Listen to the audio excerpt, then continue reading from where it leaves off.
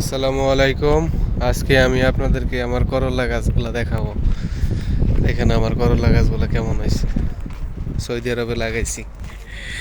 দেখেন কিরকম করলা ধরছে নিচ দিয়ে। মাশাআল্লাহ, খুব সুন্দর হয়েছে। এটারে আমি লাগাইছি, ঠিক আছে, সুন্দর করে লাগাই দিছি। তো ভাবছিলাম হইব না, তো এখন দেখি খুব সুন্দর হইতেছে আস্তে আস্তে।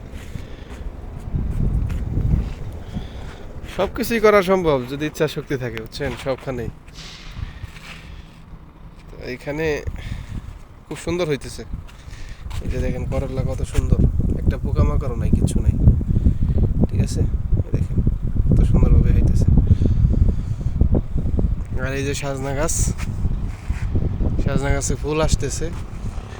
কপালে যদি থাকে তাহলে সাজনাও খাইতে পারবো আর কি। আর লাউ গাছ তো দেখেন, ওই যে লাউ একটা আইছে আর কি ভিতরে। লাউ গাছ শেষের দিক দিয়ে আর কি, শেষ হয়ে গেছে গা। অনেক লাউ আইছে এটার মধ্যে, অনেক, মানে কি বলবো আর। এটা তো বাংলাদেশে তো লাউ গাছ বেশি দিন টিকে না, মরে জায়গা। কিন্তু এখানে আপনার এই লাউ গাছটা অনেক দিন যাবত মনে করেন যে লাস্টিং করলো। তো উপরে